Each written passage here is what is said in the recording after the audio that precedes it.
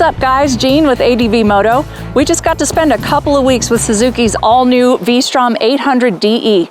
Now this is an all-new platform for Suzuki. The V-Strom line has been around for a while, but this frame, engine, everything about it is brand new. The reason Suzuki came out with this all-new platform, they want to get a little more aggressive on the off-road side of ADV. So far, this is an amazing addition to the mid-size ADV segment. Trying to come up with the words after spending about a month with this bike. Wow is the first word that comes to mind. I think Suzuki did an absolutely incredible job with this bike. We all know Suzuki knows how to make an amazing road bike, especially the rest of the V-Strom line. Sport ADV touring capabilities are outstanding, but I think that the more off-road going ADV crowd is going to take a much closer look at Suzuki, especially with this model. On the road, the 800DE is a blast. It handles the turns, glides through tight twisties, so much fun to ride, and the quick shifter keeps everything just super smooth. You can be going up gears, down gears, shifting, banging through turns, or you could just kind of sit back and cruise and lug it everywhere. It'll behave either way and offer you a really great ride. But when you get in the dirt, that's where this thing really starts to shine. Now the stock Dunlop tires aren't all that off-road inspiring, so we kept it a little bit modest, but I can tell straight away this bike is absolutely capable of a lot more aggressive off-road riding than we did with it. And I'll be honest, I did a lot more off-road miles than I was planning to on this, and the more I rode it, the more confident I got. There's no question that Suzuki knows their way around the dirt. They make an outstanding dirt bike, and I think that a lot of that style of the chassis is reflected in this bike. Hear me out. The chassis itself is very nimble and yet stable. And I think that that is not an easy trade-off to strike a good balance on both of those. It's usually going to be one or the other. We threw quite a number of double track dirt roads at it, everything from wet to dry to rocky to rutted. And this thing will track so well through all of it. And at the same time, almost has that same RMZ characteristic, like the way you could just point your toes and the bike reacts like that. This almost has that level of nimble response that I loved so much about the RMZ. And at the same time, it's so nice and stable and tracks super well off-road. And the suspension package, we have a very decent setup here with Showa fork and shock, and both are fully adjustable. The shock even has, down here, we have this preload knob, and you could change the preload just by twisting that. That way, if you have bags, if you have a passenger, if you want to get a little sportier off-road, you can just make those adjustments on the fly. You can also make adjustments to the fork. You have the spring tension and the compression and rebound. So you have a lot of adjustability in the overall suspension package. 8.7 inches of travel front and rear. And I will say that in stock form, it's pretty easy to blow through all of those inches.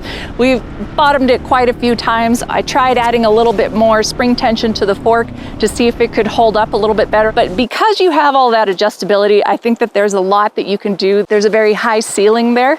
And if we'd had more time to spend with this, I'm sure we could work on perhaps some more aggressive tires and a little bit more aggressive suspension setup. So for now, just know that it absolutely has the potential to be a lot more aggressive off-road than what we did with it. The standover position is super comfortable, and coming from an off-road background, that's what gives it a very dirt bike-like feel. When you're standing up and the bike's getting busy underneath you, you can keep your knees real nice and light and keep everything under control so effortlessly. It really kind of dares you to go faster, push a little harder, and it stays so stable, and it's just such a blast. What'll slow you down kind of quickly though is blowing through the suspension. But on the light to moderate off-road trails, it soaks everything up so nice and just gives you a really comfortable ride.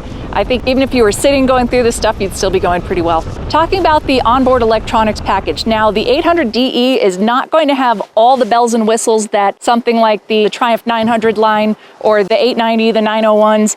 Those are going to have the IMU-based electronic suites. This does not have an IMU, but it does still have a very nice electronic suite. So you have traction control, you have engine modes, and you have ABS modes, and you also have a quick shifter. All of these parameters are controlled individually, so you don't go in there and just flip it on off-road mode and then all of a sudden the traction control and ABS just shut off. You have to just go in and kind of tune each one of those, which is fine. ABS has multiple settings, including off, but it is going to leave the front on, which that's fine with me. I played around a little bit with the engine modes. Which is sport mode, was a little bit much for me. It's pretty pipey, pretty revvy. If you want to get sporty on the asphalt, that's for you. I left it in B mode pretty much all of the time. C is for loose conditions, mud, rain. I left it in B and found it perfectly comfortable on road and off. Even on the roads, it still makes plenty of power for me. And this is a 776cc twin cylinder engine. It really has some get up and go. On the controls in the dash, very tasteful 5-inch TFT display here. You have everything that you need. It's not overwhelming with too many functions and bells and whistles. I think they did a really nice job on that. The mirrors are fantastic, very easy to see. They don't vibrate a whole lot. Hand guards, yes. Thank you, Suzuki, for putting hand guards on an ADV bike. That is absolutely where they belong. That's much appreciated. Now, I was not without some complaints and minor snivels on this bike. There's so many amazing touches on the 800DE that I think Suzuki really killed it. But then there's a couple of things that just really make me scratch my head. On the windscreen, for example, this is not an adjust on the fly situation. In order to adjust this, you have to remove all 4 of these bolts here and not loosen them and slide it. Like, you have to actually remove all 4, pull them out, put it where you want it, put them all back in. I think having that adjustability is key, and I don't think that's a huge ask. I feel like that should be on this bike. Another minor snivel of mine, one of the first things I usually do before I test an ADV bike is to take the passenger pegs off. And it's usually just a matter of 2 bolts. But on this bike, we have the shock preload adjust knob, which is attached to the passenger foot peg mount. So you can't actually remove that. I usually remove them because I don't want to risk getting my boot caught on those, but I will say it never once got in the way. Well, thanks so much for watching. Remember to like, comment, and subscribe. And huge thank you to Suzuki for supplying us with the test bike.